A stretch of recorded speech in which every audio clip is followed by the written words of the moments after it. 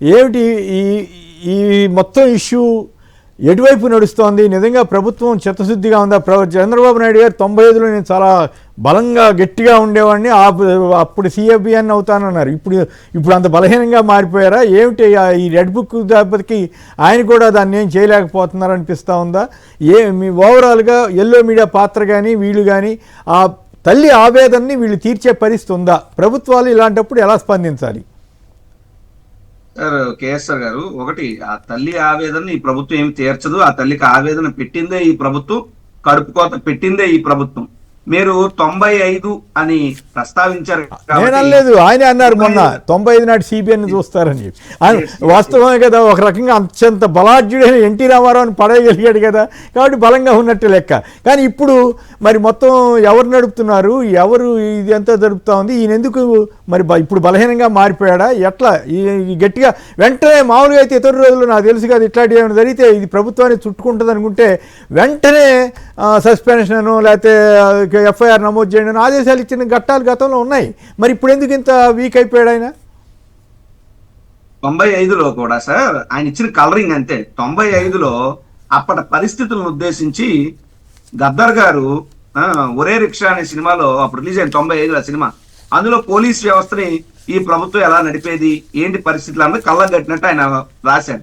అందులో ఒక 2 ముక్కలు ఏంటంటే, పోలీస్ దొరో మా ప్రశ్నకు జవాబు చెప్పు పోలీస్ దొరో, ఏ చట్టం మీకు ఇచ్చిన హక్కులివి పోలీస్ దొరో, పట్టుకున్న నేరస్తుని 24 గంటల్లో కోర్టు ముందు ఉంచాలి, కానీ మా అక్కల మా తమ్ముల మా చెల్లెలను ఏళ్ళు నెలలు రోజులు గడిచిన చీకటి గదులలో పెట్టి వేళ్లు నరికి గోళ్లు పీకి ఎమినోళ్లను మరిపిస్తరే, ఏ చట్టం మీకు ఇచ్చిన హక్కులివి పోలీస్ దొరో, జవాబు చెప్పు పోలీస్ దొరో, సాక్ష్యం నీకు కావాలంటే, సత్యం నీకు కావాలంటే పోలీస్ స్టేషన్ బోర్డును అడుగు, ఉరిదీసిన తాడును అడుగు, తిరగబడ్డ రైతును అడుగు, చెరచబడ్డ చెల్లినడుగు, అమరజీవి తల్లినడుగు అని అప్పుడే గద్దర్ గారు రాశారు.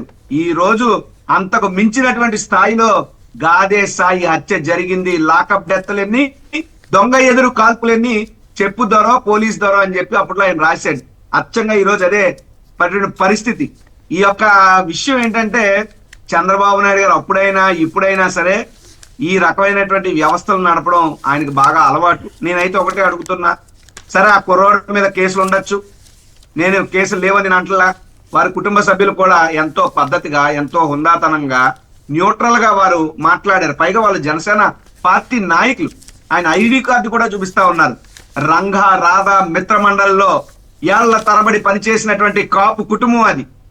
ఆ కుటుంబంలో ఆ కాపు యువకుడిని ఈ రకంగా, సరే ప్రవృత్తిలో ఏమన్నా ఉండొచ్చు, ఆ వయసు రీత్యా ఆ మంచి అని నేను చెప్పను, ప్రోత్సహించమని మేము చెప్పం, వారి కుటుంబ సభ్యులే చెప్పట్లేదు, పోలీసులకు మేమే చెప్తాం. పోలీసు అనేవారు సమాజంలో పెద్దలా ఉండాలి, 4 దెబ్బలు వేయాలి, భయం పెట్టాలి, పెడదో పడుతున్న యువతను దారిలో పెట్టాలి, ఇదే మేము కోరుకున్నాం తప్ప ఆ కుర్రాన్ని చంపేస్తారా, బూడిది చేస్తారా, బూడిది కూడా మాయం చేస్తారా, బాడీ కూడా మాయం చేస్తారా? ఇదేనా చట్టం చెప్పింది? ఇదేనా పోలీస్ వ్యవస్థ పనిచేయాల్సిన తీరు అని వారి కుటుంబ సభ్యులు అడిగారు. అడుగుతుంటే చాలా మంది ఏం చెప్తున్నారు, ఉదాహరణగా ఎల్లో మీడియా, నేను అడుగుతున్నా, వాళ్ళు ఆ అబ్బాయి మీద గొడ్డలు పెట్టి మరోటి పెట్టి పోస్టులు పెట్టి రాశారు. మీ తెలుగుదేశంలో ఎంతమంది మీద క్రిమినల్ కేసులు లేవు? ఎంతమంది మీ ఎమ్మెల్యేల మీద రౌడీ షీట్లు లేవు? సరే, రౌడీ షీట్లు ఉన్న వాళ్ళని చంపేయాలన్నది మీ ప్రభుత్వ లక్ష్యం అయితే, గాదే సాయం చంపినట్టు చింతమనేని ప్రభాకర్ని చేయగలరా? ఆ దమ్ములు ఈ ప్రభుత్వానికి ఉన్నాయా? మీ సొంత సామాజిక వర్గం చెందినవాడైతే ఒకలాగా, కాపు సామాజిక వర్గానికి చెందిన సామాన్యుడు ఎవరిని కూడా మనం కాదు ఆ దిశలో మనం ఎవరిని కూడా ఎంకరేజ్ చేయకూడదు, అట్లా ఎందుకు చేయకూడదు అని అర్థం.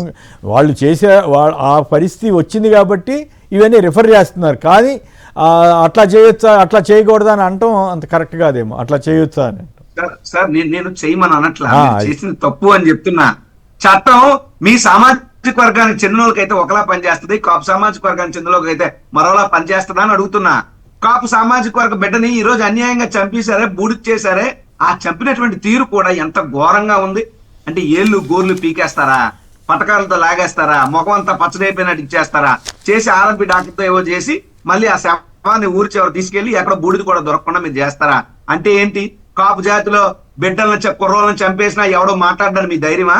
లేదంటే కాపు జాతికి సంబంధించిన పవన్ కళ్యాణ్ మీ వెనకాలే ఉన్నాడు, కాపులందరినీ నరికి చంపినా ఎవడు నోరెప్పడని మీ ఆలోచన ఏంటి? మీ ఉద్దేశం ఎందుకు? ఇక్కడ నేను జాతిని ప్రస్తావిస్తున్నానంటే, నేను ఆ జాతివాడిని కాబట్టే కూడా కాదు.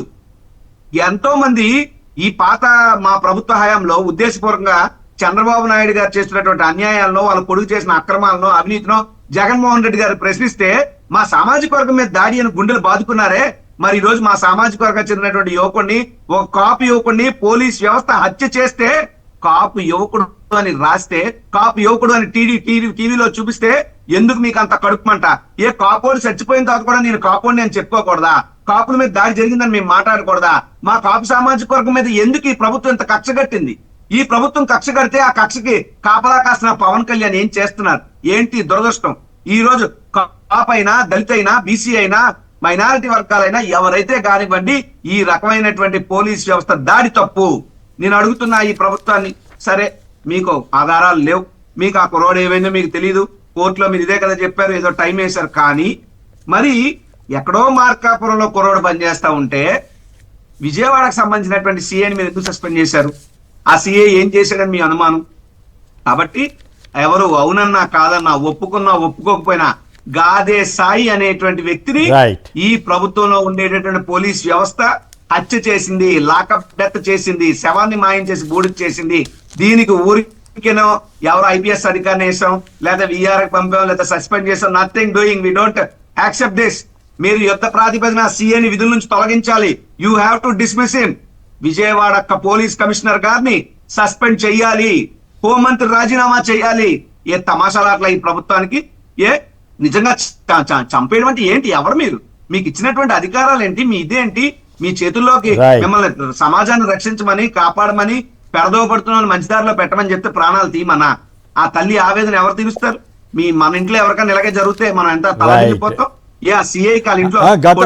గుర్తుందో లేదో, గత టర్మ్ లో 20 మంది తమిళ కూలీల్ని అక్కడ ఎన్కౌంటర్ చేశారు తిరుమల. కానీ అప్పుడేం జరగలేదు. దాంతో ఈ గవర్నమెంట్ ఉంటే ఇట్లాగే ఏం చేసినా నడుస్తుందని పోలీసులు అనుకునే ప్రమాదం తెచ్చిపెట్టారు. దానికి తగ్గట్టుగానే కొట్టిన వాళ్ళని, వాళ్ళందరినీ ఎల్లో మీడియా కూడా అవును భలే కొట్టారని చెప్పడం. అదే వాళ్ళ గురించి ఒక ఏది విశాఖపట్నంలోని కదా డాక్టర్ సుధాకర్ గారు తాగి గందరగోళం చేస్తే కానిస్టేబుల్ పట్టుకుంటే ఇంకేముంది అమ్మో అని దళిత డాక్టర్ అని వీళ్ళే ప్రచారం చేశారు. ఇంత దుర్మార్గంగా మీడియా మారకూడదు. ప్రభుత్వాలు కూడా పద్ధతిగా లేకపోతే ఇది చాలా ప్రమాదకరమైనటువంటి ఏపీ సమాజానికే ప్రమాదం.